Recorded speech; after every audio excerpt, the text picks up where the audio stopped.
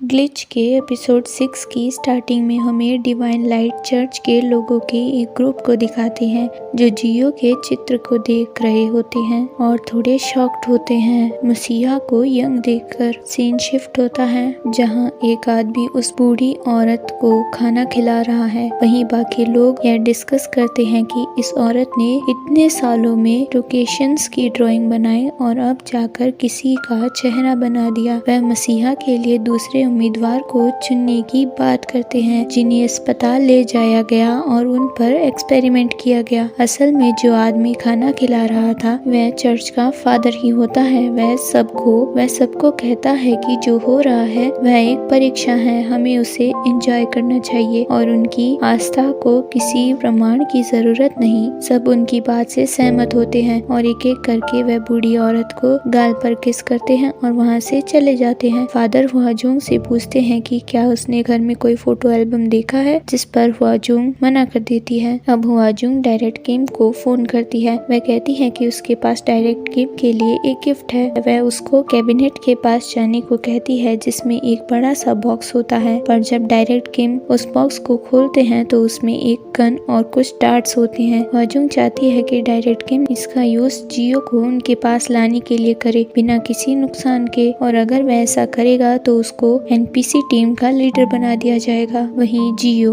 बोरा और उनका पूरा ग्रुप जोंजू की तरफ जा रहे होते हैं, पर रास्ते में उनकी कार खराब हो जाती है। तभी जियो को डायरेक्ट किम का फोन आता है। जियो उससे बताती है कि वह सब साइकेट्रिक हॉस्पिटल जा रहे हैं। तभी कैब अपने हाथों को घायल कर लेता है और ड्राइविंग की जिम्मेदारी जियो के कंधों पर आ जाती है। वहीं डिटेक्टिव किम और शीही मास सुसाइड केस के ऑफिसर इंचार्ज के घर जाते हैं। ऑफिसर बताती है कि सुसाइड की लोकेशन एक नर्सिंग होम हुआ करती थी, पर इस मास सुसाइड की घटना के बाद से बंद हो गया। ऑफिसर यह भी बताती है कि वह डिवाइन लाइट चर्च और उनके फादर और मेंबर से इन्वेस्टिगेट कर रही थी, पर अचानक उनके सुपीरियर्स ने उसे केस को क्लोज करने के लिए कहा। अब हमें जियो को दिखाते हैं जिसकी खराब ड्राइविंग की वजह से पूरा ग्रुप एक जंगल में फंस जाते हैं, क्योंकि जियो कार को कंट्रोल नहीं कर पाती, जिसकी वजह से उनकी कार कीचड़ के गड्ढे में फंस जाती है। तभी बोरा को दूर से वह हॉस्पिटल दिखता है। सारे पैदल ही उसकी तरफ निकल जाते हैं। बोरा सब कुछ रिकॉर्ड कर रही होती है, पर तभी वहाँ डिवाइन लाइट चर्च से एनपीसी के मेंबर्स आ जाते हैं और हॉस्पिटल के पास अपनी अपनी पोजीशंस ले लेते हैं। फिलिप गेट के पास खड़े लोगों के पास जाता है और उन्हें कार के लिए मदद मांगता है। जब फिलिप उन्हें डिस्ट्रैक्ट कर रहा होता है तब तक बोरा और कैप अंदर घुस जाते हैं। जियो पहले से अंदर होती है। फिलिप गार्ड को अपनी कार के पास ले जाता है जहाँ एनपीसी की एक और मेंबर आ जाती है जो फिलिप को कार निकलवाने में मदद करती है, पर जब उसे पता चलता है कि फिलिप को कार चलानी नहीं आती तो उसको फिलिप पे शक होने लगता है और वह उससे पूछती है कि तुम्हारे साथ और कौन है। वहीं बोरा उस बिल्डिंग में घुस जाती है और लैब कोट पहनकर पूरे हॉस्पिटल की खोजबीन करती है, पर तभी वहाँ एनपीसी के मेंबर्स का एक ग्रुप आता है जो एक खाली बेड को धक्का दे रहे होते हैं। बोरा जल्दी से एक कमरे में छुप जाती है, पर वह लोग भी उसी कमरे की तरफ आ जाते हैं और जब वह उसे खोलने की कोशिश करते हैं तो वह खुलता नहीं, क्योंकि बोरा ने कमरे को अंदर से बंद कर लिया था। ठीक उसी समय कैप और डोंग फिलिप तक पहुंच जाते हैं और गाड़ियों और फिलिप को लेकर वहां से भागने लगते हैं। वह लड़की उन पर गोलियां चलाती है, लेकिन एक गोली फिलिप को लग जाती है, पर वह सब वहां से निकल जाते हैं। वह लड़की वॉकी टॉकी पर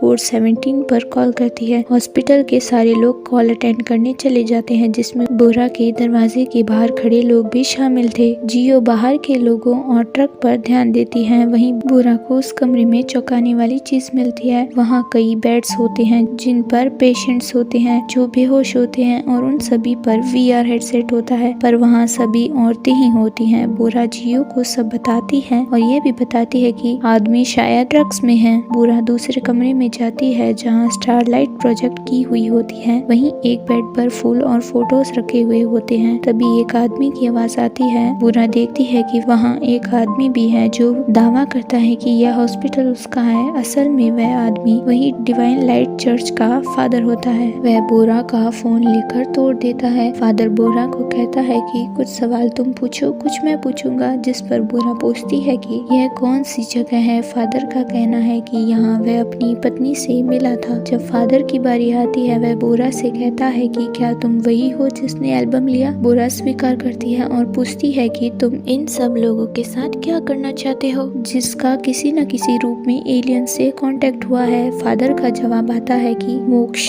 जैसे ही वह बात कर रहे होते हैं, बोरा चुपके से एथिल अल्कोहल की बोतल खोलती है और तस्वीरों के पास डाल देती है। फादर कहता है कि वह बोरा को इसलिए सब कुछ बता रहा है क्योंकि वह उसे वैसे भी मारने ही वाला है, पर बोरा डरती नहीं है। वह एक सिगरेट जलाकर उन तस्वीरों पर फेंक देती है जो आग में जल जाती है। फादर यह सब देखकर डिस्ट्रैक्ट हो जाते हैं। तभी बोरा मौके का फायदा उठाकर वहाँ से भाग जाती है। जियो नोटिस करती है कि बोरा मुसीबत में है तो वह वहाँ खड़े ट्रक को ले आती है और दोनों ट्रक को लेकर वहाँ से निकलने की कोशिश करते हैं, पर गेट बंद होने की वजह से वह बाहर नहीं निकल पाते और लोग उन्हें पकड़ने के लिए आ जाते हैं। बोरा ट्रक के ऊपर चढ़ जाती है और दूसरी तरफ कूद जाती है, पर जियो ट्रक के अंदर ही होती है। जियो बोरा को वहाँ से भाग जाने को कहती है और अकेले ही उन सब आदमियों से लड़ने लगती है। बोरा कार की तलाश में जंगल की तरफ भाग जाती है। वह अपने दोस्तों को कॉल करती है, पर वहाँ एनपीसी गार्ड आ जाते हैं। वह बोरा के हाथ बांध रहे होते हैं, तभी वहाँ डायरेक्ट किम आ जाता है और बोरा को बचा लेता है। वहीं जियो जंगल में भाग रही होती है, पर एनपीसी के लोग उसे घेर लेते हैं और उनमें से एक लड़की जियो पर बेहोशी वाली डांट चला देती है, पर जियो की शक्ल देखकर उसे पता चलता है कि यह ही मसीहा है। सब घुटनों पर बैठकर जियो को मसीहा कहते हैं, पर जियो बेहोश हो जाती है। दूसरी तरफ हमें एक नर्स को दिखाते हैं जो एक पेशेंट को देखती है। पास बैठा एक आदमी पेशेंट को पूछता है कि तुम इतनी दूर से बैंकॉक में सुसाइड करने क्यों आए। असल में पेशेंट सिगुकी होता है और यहीं एपिसोड 6 का एंड हो जाता है।